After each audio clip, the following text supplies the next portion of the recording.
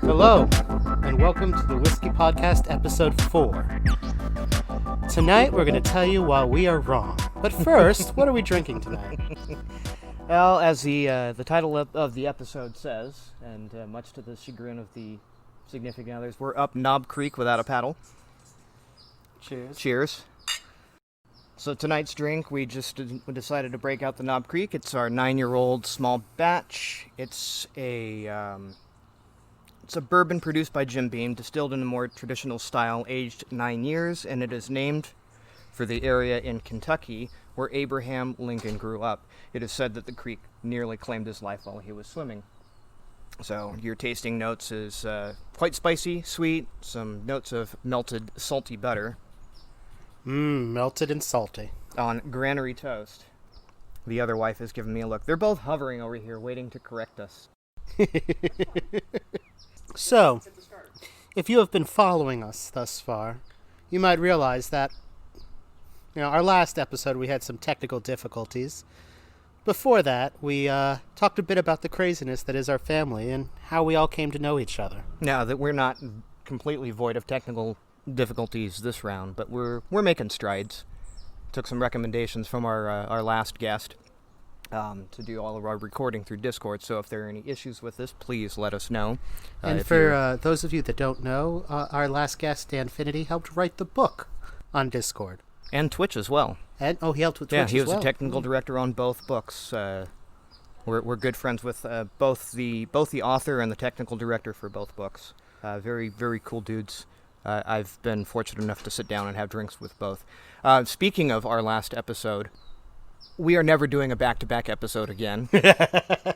Especially when episode 2 involved 100 proof. Mm-hmm. So again, anyone that's stuck around this long to episode 4, we apologize for the And we toast to you.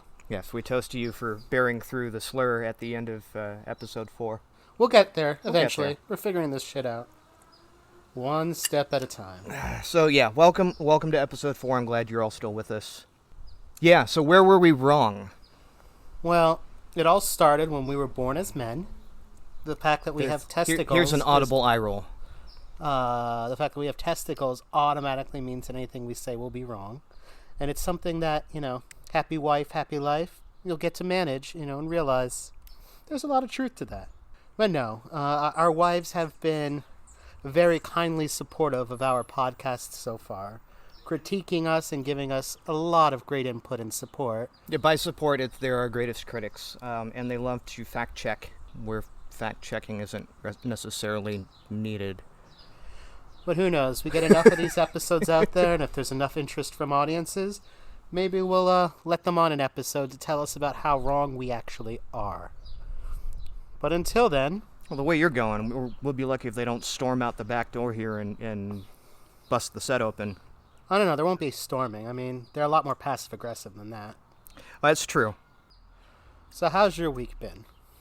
It has been quite interesting. Again, we are broadcasting to you in the middle of the COVID crisis, and it's taking its toll. It's taking its toll on our society. It's taking its toll on this area in general. I know there's probably a lot of you that can't get back to work, want to get back to work, and some people, like an unfortunate 25 people that this Tuesday got let go in a mass layoff to try to cover costs and cut costs for because just the sales aren't there. I work in aerospace, so when planes don't fly, parts don't sell. Parts don't sell. We don't have work to do. And you've been with that company for what, 16 years? I've been there. I just turned 15 years, I believe. 16. Yeah, 2004. I started there in February of 2004. Yeah, and it was unfortunately it was a by the numbers cut. If you had not achieved a certain labor grade, and if anyone that's in a union understands what the cap and scale of labor grades means, you got let go. One of them being a very good friend of mine that I got hired into the company about 9 years ago, but because the boss that we had at the time kind of had a They kind of butt heads. He tends to rub people the wrong way a lot. He unfortunately for him, is afflicted by several mental conditions, including bipolar disorder, which, makes his socialization kind of iffy. So when unchecked or unmedicated, or even when his medication gets shifted, he can be a little abrasive. But when you get to know the guy, he's literally willing to give you the shirt off his back. But because he butt heads with the manager at the time, he ended up getting passed over for promotion. So he got let go over people that have been there half the time. And so now he's in this wonderful conundrum of, how do I pay my mortgage this month? How do I make my car payments? And what happens if I get sick? Because, well, as of the end of this month, he doesn't have health insurance. Sounds familiar, doesn't it? Yeah, I'm actually in a very similar boat. As some of you may know, my daughter was born about a month preemie back in January.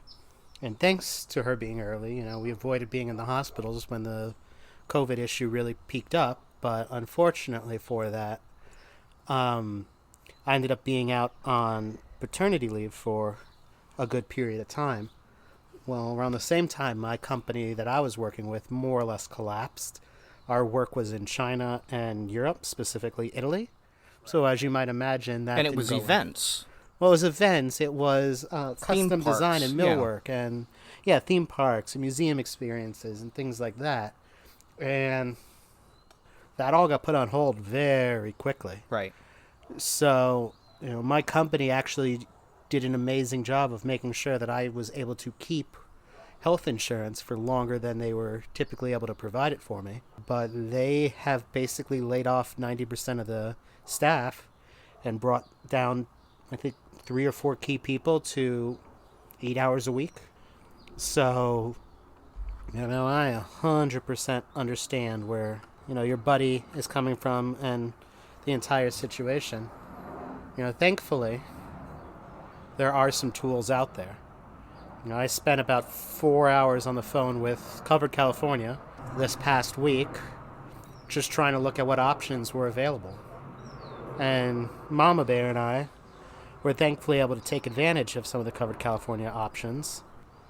Our little baby, Maya, cannot whatsoever qualify for Covered California because she doesn't have any kind of tax implication.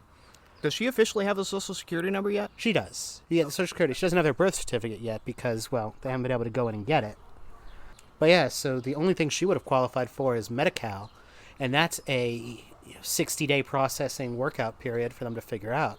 So we're paying out of pocket for half of the medical expense for Mama Bear and I, and 100% for our little girl's plan. Right. Yeah, heaven forbid something goes. Right.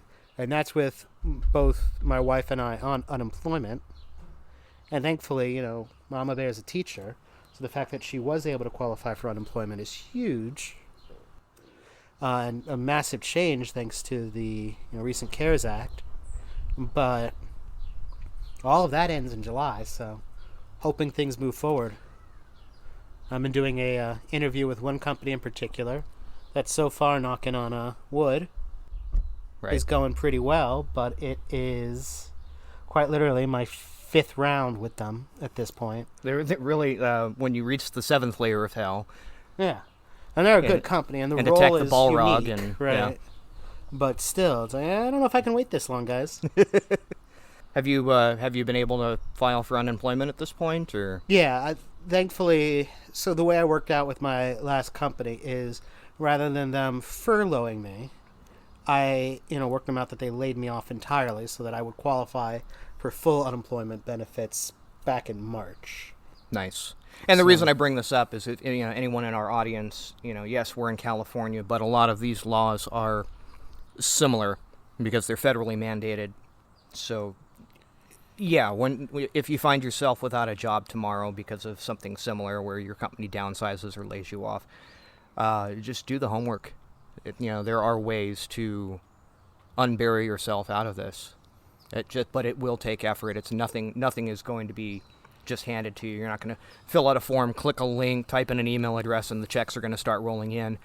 It takes effort. It takes effort because the system is designed to blanket deny you so that it actually does. So it requires effort.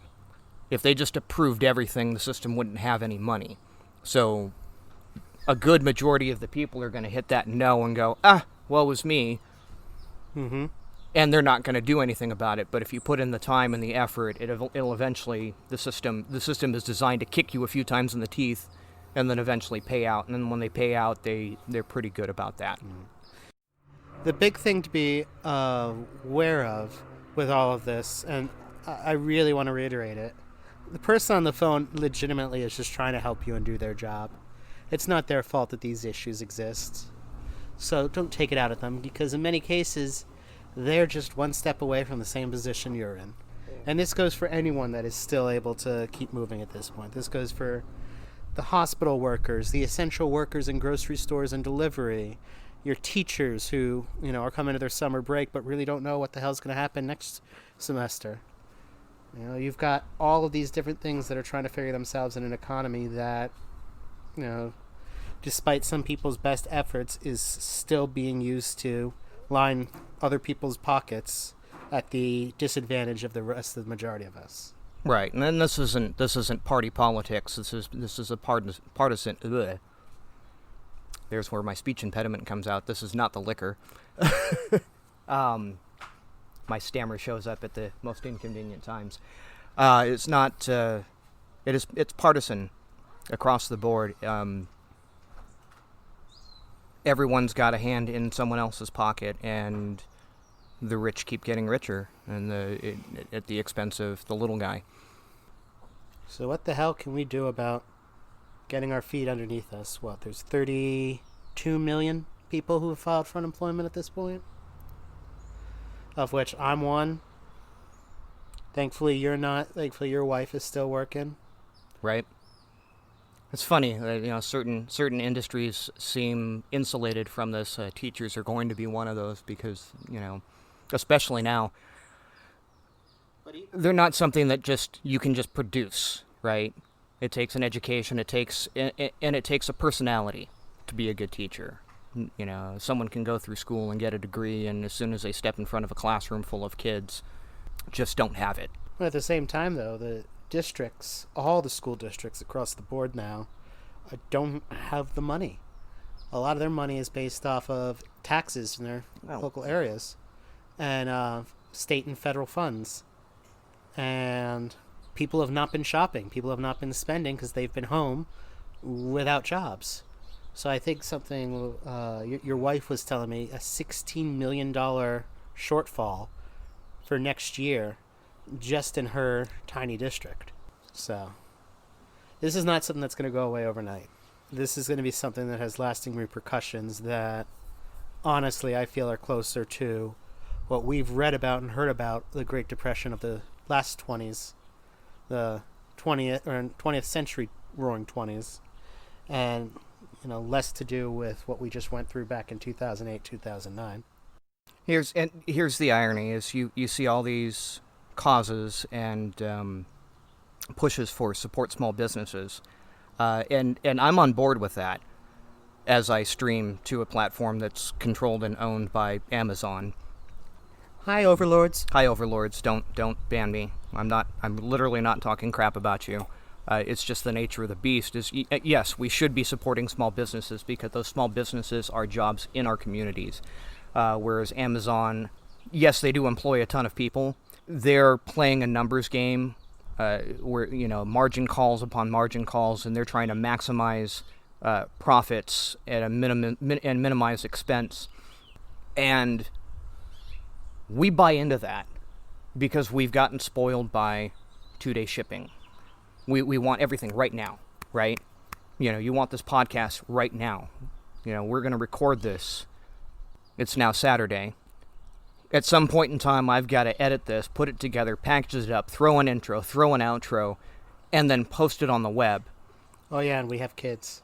And we have kids, right? So the delay between this recording and this actually posting out to your RSS feeds and we're on iTunes now as well. We're on iTunes, Google Play. Did we get Spotify yet? We do not hit Spotify until we have at least a dozen. Gotcha. Share this with your friends. We'd love to get on Spotify. But, yeah, you want to support your small business. You want to support your small streamers like us. When I was growing up and probably into my early 20s, the internet was just coming to fruition, and we did not have this instantaneous feedback loop that we have now. We didn't have social media on the scale that we do now. So things still took time. You still put stuff in the mail, and it took 3, 4, 5 the 7 to 10 business days was your standard, right? And we were used to that, and that was fine, and that was great at the time because, oh my God, I can order something, and 7 to 10 business days later, I get it. But we've been spoiled by Amazon next day shipping and 2-day shipping and all these conglomerations that have really, we've gotten accustomed to convenience, microwave dinners and having something hot and ready in 2 to 3 minutes. Stop. Well, and I think it's more than that. Our culture has kind of been trained, and this is a combination of society and lack of formal education in it, that it's okay to want things immediately now. There's no repercussions. Just put on a credit card. Just download it immediately. The whole gambit for iTunes, because iTunes wasn't around the entire time. Before that, there was something called Napster. Yeah. And the whole gambit for iTunes was, hey, people will spend money to get the song if they can get the song instantaneously. Well, and legally, like, the thing with Napster is I really don't think anyone was really trying to get something for nothing. It was, again, it was a matter of convenience. An album comes out. Mm-hmm. Oh, I gotta go to a store for that? Well, I've got to go to a store for that. I have to buy an album that's got 12 songs on it that I really only like 3. And there wasn't a business model set up to buy those 3 songs, and only those 3 songs. That you had to buy the whole album, right? So Napster came along with this whole ripping of music and whatnot, and you could get just that song. Right. And it was illegal. Illegally, yes. Illegal as heck, and shady as heck. But it brought to light a market that nobody realized was there, that people want just that one song, and then there's a way to sell that. And so iTunes came out and said, look, we get that you're downloading this stuff illegally.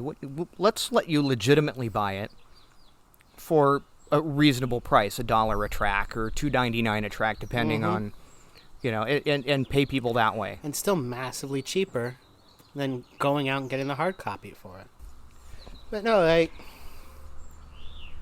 we're generationally now, people are at a disadvantage economically, social economically, from where our parents and our grandparents were. But that doesn't mean that we are excluded from the option of getting ahead. And I think that's a hard topic for people, in that, our parents growing up could live quite comfortably on a single income. Sure.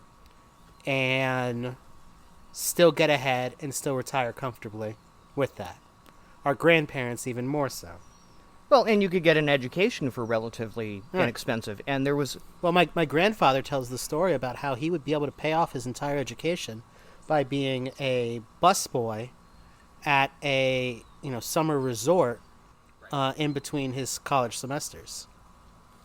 Could you imagine a minimum wage person being able to pay off their entire college tuition plus all their living expenses today? And again, here's a flaw with that. So, a high school diploma actually had value, right? Getting a high school education meant something, and now it's required for the most menial.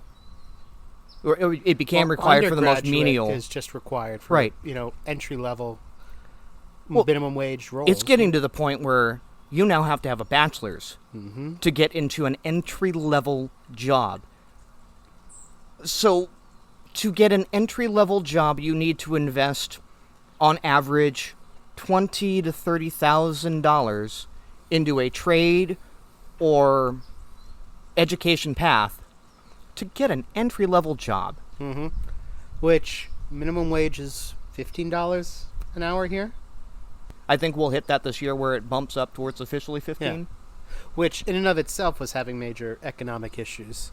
Yeah, as a lot of people were using that as an excuse to downsize their workforces. Or automate. And to automate. Yeah. I've been having this conversation a bit, kind of circling around it a bit on the blog. And a lot of it comes down to we as a society have come to the point where all people know is the immediate gratification, the immediate chance, the lack of ability to take a risk and have some sort of safety net there. And not just in, a government safety net, but the community to be able to help them out when times get tough. Automatically people are coming out of school now and having to rely on their parents or the safety net or their whatever just to make ends meet. Whereas... Well, there was a point of pride to not be living at home. Right. And now it's, for many people, not even an option. Right. But it still carries that stigma, which is kind of weird. It's a double-edged sword. Is like you can't move out on your own, and people ridicule you for living in your mother's basement or living at home well into your 20s and 30s. Well, it reminds me of an anecdote that I was just reading about. You know how Secret Santa all got started? Do you know the story behind it? No, I don't. So, the Secret Santa was actually a real person who every holiday season would go out and randomly hand people $100 bills. And it goes back to I believe it's St. Louis. And the Secret Santa, who at the time, long before he was Secret Santa, back in the 70s, went into a restaurant after a diner, having, lived in his car for the last 8 days and not eaten in 2, ordered food, ate it, and then did a whole play about losing his wallet. And the owner of the restaurant, reached down next to him, picked up a 20, and goes, "Oh, is this what you're looking for?" And paid the bill. Turns out the owner of the restaurant had planted it there so the guy could leave with his dignity. What you find out is that at that time, that guy who had been living in his car for 8 days and hadn't eaten in 2 had been a major salesman for a company that had just gone under. And he had lost everything in it. And from that opportunity, the Secret Santa was able to rebuild himself and get a new job and became exceptionally successful. And so he started passing on and giving back to everyone around him, $100 at a time. At some point, he looked up that diner owner and went and visited him and goes, "Hey, do you remember this story of you doing that?" He goes, "Yeah." And he goes, "Well, what do you think $20 is worth today?" He goes, "Oh, easily, $10,000, whatever." Guy reached into his pocket, handed him $10,000 in cash. Diner owner's like, "I can't take this," but at the end of the day, it's like, just pass it on. If you don't want it for yourself, pay it forward. Continue paying it forward. Yep. And that's what the purpose of Secret Santa is, someone in the community giving someone another chance. Now, more so than ever, we're running into obstacles. We're probably going to have one of the worst economic times of the last century coming up shortly. And it's going to be very different than 2008, 2009, because that was based on poor choices. Where there's a lot of poor choices, but it's also circumstances beyond a lot of people's control. But there's a lot of underlying facts that are wrong with it. A majority of American families, if they had a $100 emergency, a $500 emergency, couldn't cover it. They live paycheck to paycheck. They have no savings. They have no ability to plan. Part of that is lack of financial training. Part of that is kind of how the system has, trained us to operate. I don't say this begrudgingly. In our situation, Mama and I, Mama Bear and I, have 5-digit debt. Yep. Consumer debt, and not even like mortgage or anything like that. We still rent. And so it's something that we're working through and has kind of opened our eyes to our own shortcomings and failures in that. But a lot of people cannot get to that stage yet of being able to even realize that they're in trouble until they're sinking. Right. And it becomes an ongoing, constant problem that is only exasperated by the current culture of immediate gratification. So, I guess to summarize, I'll get off my soapbox. no, that's fine. Your soapbox is justified. We all need to step back, slow down a little bit, and stop expecting things to happen immediately, and we will kind of quell what's going on. We'll be able to support these smaller businesses, and we'll be able to get back to some sort of normalcy. Yeah, it's inconvenient. Going to the grocery store now, you've got an extra 20 minutes added to that because we have to social distance and we have to line up and we have to, But I'd also point out there is that I don't think we're going back to the normal we knew, ever. I think this is an opportunity for us to set new expectations as a society and as a culture. There are a lot of people that have benefited from the last couple of years. There's a lot of people that have not benefited from it. And I think it's our opportunity as individuals, as families, as parents, to look and say, what are the things we want for our kids, and to adjust those expectations accordingly.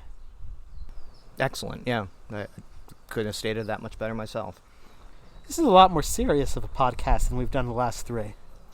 Well, I mean, it is parenting, life, and whiskey. Yeah. We've To gotten whiskey. to whiskey. We've gotten to a lot more life than we have parenting. If we want to kind of touch on the parenting side of it, having small children in this era is it's especially trying, and anyone that has children now have probably noticed your children,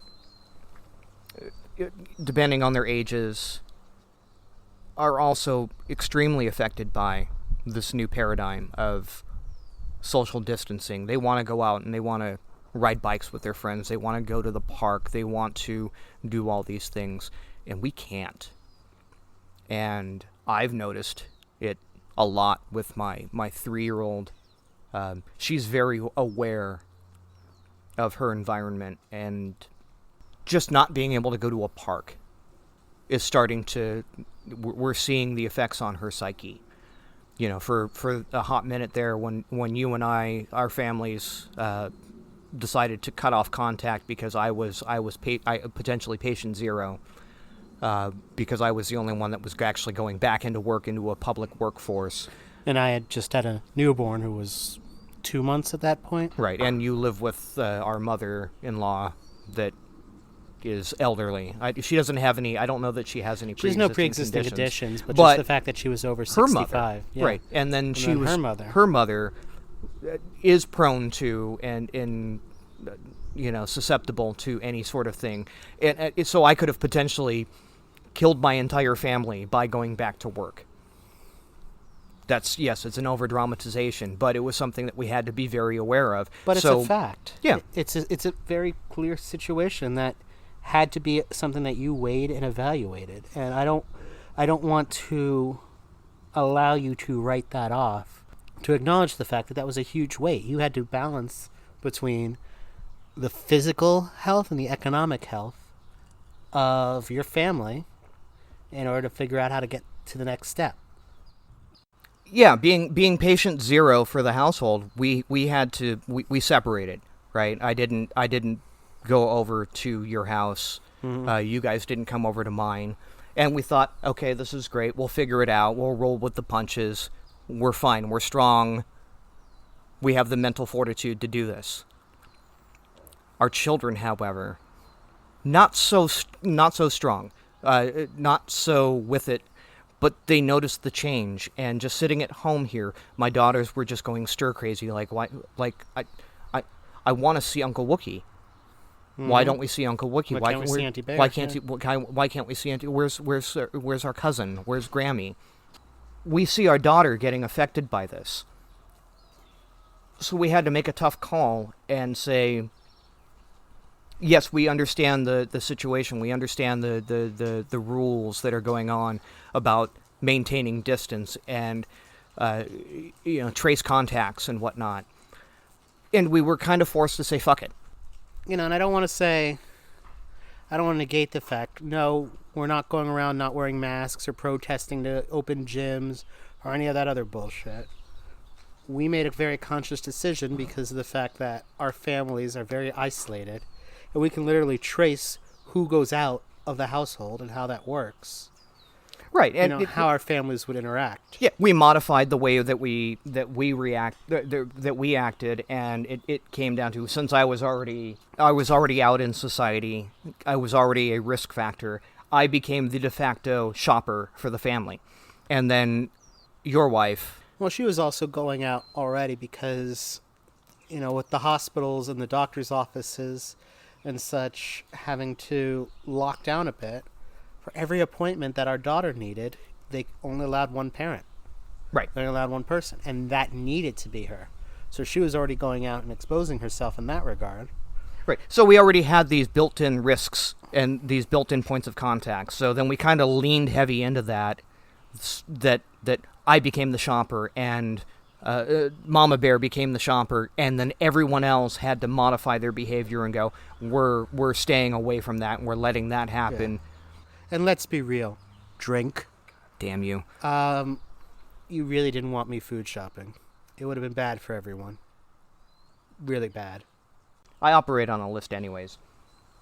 I happy wife, happy life. I get told what to do and I do it. That's how that works. Again, reasons why we're wrong. So,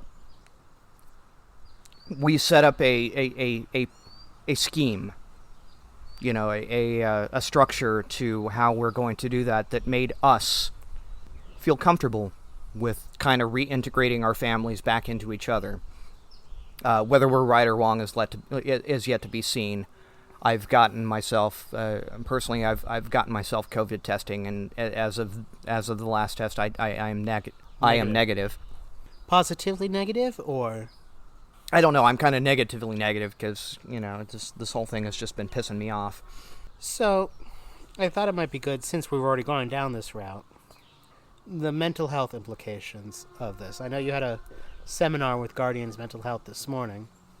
I don't know if it touched at all on the unique circumstances of where we currently are. I mean, not specifically. We're kind of just going through a process of we're doing a what's called mental health first aid, and a lot of my my involvement with the Guardians MH thing is we are a peer support group.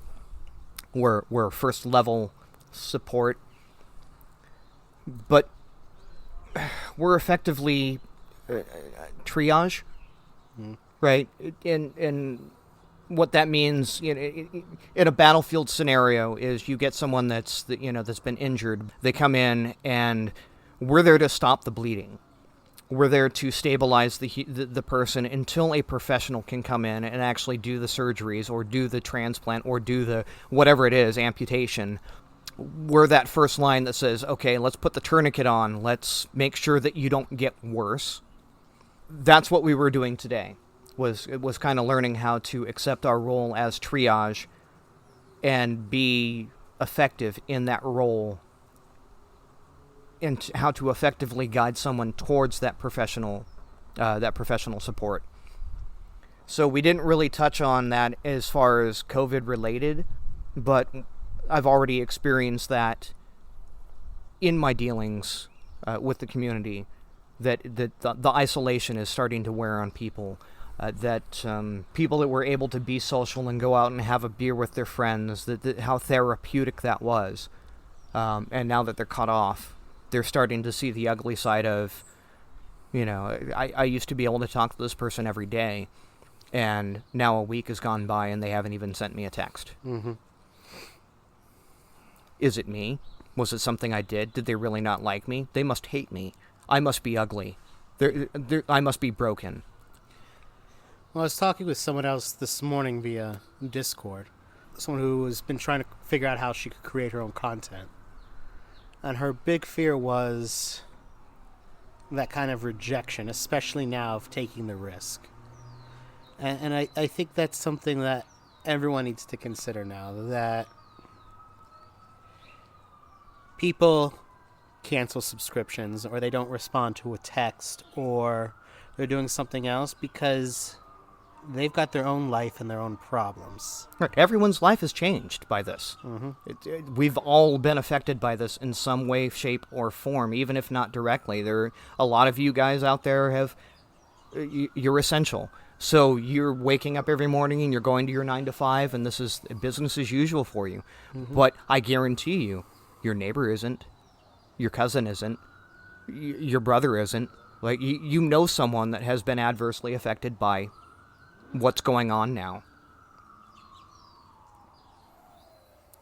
And I think very often, I mean, we as human beings are inherently trained to focus on the here and now and ourselves and what's directly in front of us. And the truth is that this is now something so much larger than we can have. I've not talked to people in months that I would consider great friends that I talk to on a regular basis, simply because they're just trying to get through their day. Hell, I'm just trying to get through my day. Yeah, I'm so far in the back of their mind, and it has nothing to do with my importance in their life. Mm-hmm. It's the priorities that they have become so much more of a priority that I need to be kind of pushed aside. Mm-hmm. Now, I forgot the name of the theory, and perhaps someone can correct me or we'll add it to notes, but there's only so much an individual person can care about or worry about at any given time. And once some of those basic needs are met, their ability to expand beyond that increases. Well, I mean, it goes back to something you said in our last episode with, every human being has the capacity for, we were 119 friends? Something like that, yeah. Right? Like, there's a finite resource there. And the same applies to someone's ability to cope and manage stress, right? We all have a fuel tank. And we have to deal with things, right? I have to pay my mortgage. That's a fact. So the bowling league that I used to be on becomes secondary, right? That had to be cut out of my life. So how did this play into you being a parent and having to go back to work and having to support these things? You've made a lot of sacrifices. I know for a fact that it's impacted your ability to stream. That, and that's something I wanted to get off the ground, and it hasn't happened. And I know you're starting. You were trying to start getting into that as a hobby.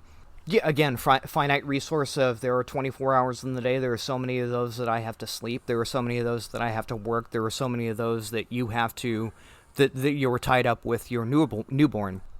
It'd be nice to be able to have someone look at you and go, "I got this.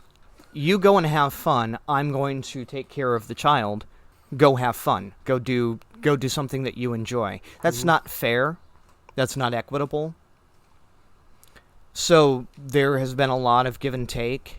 In the case of bowling, that went away long before COVID. That kind of came about when we were starting the process of having children. That being away 1 day a week for 3 hours at a time was something that could have been, or that could potentially be a struggle, right? There's going to be a time that I need to be there, and that with children, they're not scheduled, right? They're not gonna cry between the hours of 8 and 10 p.m. on Thursday, right? They're going to do what they do, and you need to be there. So something that, while seemingly meaningless, could effectively have an impact on that, because on Friday night, when I did my bowling league between 7 and 9:30 p.m., what happens if shit goes sideways, right? Well, now so to continue what my thought was with that. Well, take that mentality into the fact that you're now a parent in COVID situation. So the free time that you do have is now making up for the other things in your kid's life that no longer exist. The socializing, the playtime with other people besides whomever is the adult with them at any given time. The, taking care of basic chores and those sort of things. So beyond the fact that you already had to scale back just by the fact that you had a family, and I had to scale back pretty significantly with how my life was operating. Well, and again, if you're watching the live stream and you see the state of my backyard here, the forestation that is happening behind me, you understand that there have been things that have been put aside, and I will not turn that camera around and show you the inside of my house because it is an absolute disaster. You have to reprioritize, and you have to reassess, and you have to be available, and it leaves a lot of things that can fall to the wayside. The fact that we were able to attempt to do this podcast was a potential struggle. Right, it took a lot of communication and it took a lot of cooperation, and we've kind of nailed it down that when we do this, our wives get together with Grammy, and so they're not burdened, right? They're not left out hanging, taking care of our children, so that we can have fun, right? Do this thing that. Yeah. Trust us, we're not making anything off of this. We're doing this entirely because it's a nice outlet for us. It's a stress and psychological release that we're really not getting anywhere else. Well, and again, it's one of those, we have an opportunity to share some wisdom and share some experience with other people, other parents. And it's a unique time, again, where things have been accentuated by the crisis that we're having. So how do we want to wrap this up? Should we go back to the beginning, how we're wrong? Well, I don't think we've said anything this episode that needed to be corrected or fact-checked. They'll find a way. That's one thing our wives are good at. Yeah, informing us of everything that we're wrong about. So, in the interest of full disclosure, I guess, or transparency, apparently, over the course of the first 3 episodes, we've told some tales from our past. The way that our families have gotten together, and I've apparently egregiously screwed up on some major details, like who said what at what time, and minor details. I'm getting an eye roll here. Go ahead. Yeah. But the truth is that I needed to fact check an island where my family came from that was irrelevant to the story.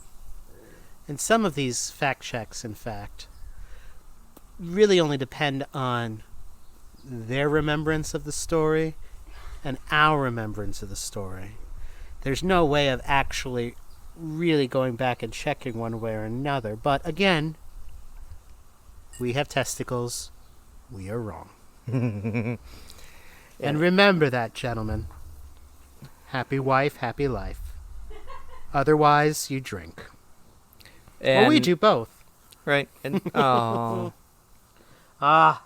Kill it off. So, ladies and gents, you got anything else? No, I think we've rambled on enough. We did, and hopefully we're able to actually impart some info. We got parenting in there with our children being adversely affected by this. It's going to be a thing. We will get through this. It's going to take time and patience in getting our children. You have to recognize when your children are having trouble with this. And I think at the same time, based on some of the earlier conversations, now is an opportunity to actually try and self-evaluate, figure out what we've taken for granted and what's actually important, and take the steps to change or adjust or take more control of how things are moving forward. Well, let's be real. Drink.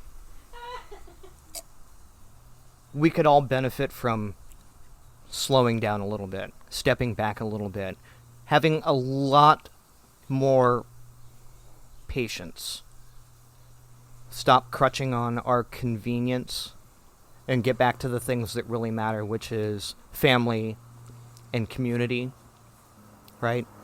Just scale it back a little bit. Slow down. Be patient. Be patient with people. Be patient with your family. Be patient with your children. Be patient with the grocery store. Be patient with the person that's bagging your groceries. Be patient with your wife who's rolling her eyes at you. Be patient with your children. Well, I already said children. Your mother-in-law, who is also stressing out about things because her life has been put in a sense of upheaval. Namaste. Now, it's... I've seen it too many times already, where someone is sitting in a grocery store and they're just getting visibly upset because it is taking a while to get in and out of the store. Like it's a personal attack that they have to wait. Guess what, guys? This is reality. And 20 years ago, this was normal. You could not get in and out of things. You could not get something shipped to you in 2 days. Stop. Just stop. Slow down. Did you really need that thing? Did you really need the mic arm for our podcast? While it improves our quality immensely, did you need that in 2 days? We kind of did from a technical standpoint, but... Right, but we managed. We managed. We'll get through it. That we will. Right? We had a point in time in our lives, and let's go back to our Suntory episode, where we could not get one of our favorite whiskeys. Because some financial struggle happened and made that unachievable. Did we get bent out of shape about it? We could have. We could have gone onto Suntory's Twitter and said, "How dare you charge us $83 a bottle for something I bought $24.99 just a month ago?" Right? There are mechanics in play that are beyond our control, and we're definitely living in a time where there are mechanics in play that are beyond our control. That are they really inconveniencing you? Are they really affecting you that hard that you have to get you have to go on social media and start flaming things, right? You want to get bent out of shape. You get bent out of shape. The other day, we walked into a Jersey Mike's sub shop to get lunch, and two of the employees that are working there have their masks down on their chins, and they're having a conversation back and forth with each other. And we're in the middle of a pandemic, and they're not practicing proper measures, right? That's something to get bent out of shape for. The fact that it took me an extra 15 minutes to get that sub sandwich is not one of those. That's me being absurd. That's me having an expectation based off of pre-pandemic time that and just that's you living in a world that's entirely focused around you. Right. It's me being selfish and going, well, last week I got the sub in 5 minutes. Right? Last week I went through the drive-thru at Carl's Jr. and I was in and out of there in 4.5 minutes. The Starbucks I go to, I could just walk in and pick up my order and I was in and out of there. That ain't true anymore. That's not reality anymore. And get over yourself if you think that that's going to be the norm. Accept that this is the new normal, that things are going to take a little bit longer. Things are going to move a little bit slower. 2-day shipping is not a thing. Even Amazon has gone out and said, we can't do that. And that's fine. That's fine. Slow down. Take the extra time. Well, ladies and gentlemen, I think that's a great place to end. So, we've kind of been all over the place with our thoughts and our ideas and our conversations over the last 4 episodes. We'd love to hear your feedback on what you like, what you don't like, what you want to hear more of. Feel free to reach out to us at GGN8Foo or ChewData2020 on Instagram and Twitter and Twitch or Discord or I'm not any on of those Instagram. fun things. I don't do Instagram. You can find me on Twitch at N8FOO. You can find me lurking most Discords under this similar moniker of just N8Foo. Natefu. I get called Natefu all the time. You can reach us via the website, Whiskey with Wookiee. If you have trouble spelling that, just look at the title of the title of the podcast. It's a funky spelling. It's a play on Wookiee with whiskey. Because I'm Chew Data. Right. And I drink whiskey. He's very hairy. It's true. We are already putting aside money for yeah, my waxing children have laser hair removal, dental, psychological, and college funds currently started. But on that note, ladies and gentlemen, let us know what you think. You're at ChewData 2020. I am at Chew Data. Right. 2020, and that's DADA, like Daddy Data. Good night and good luck. Talk to you soon.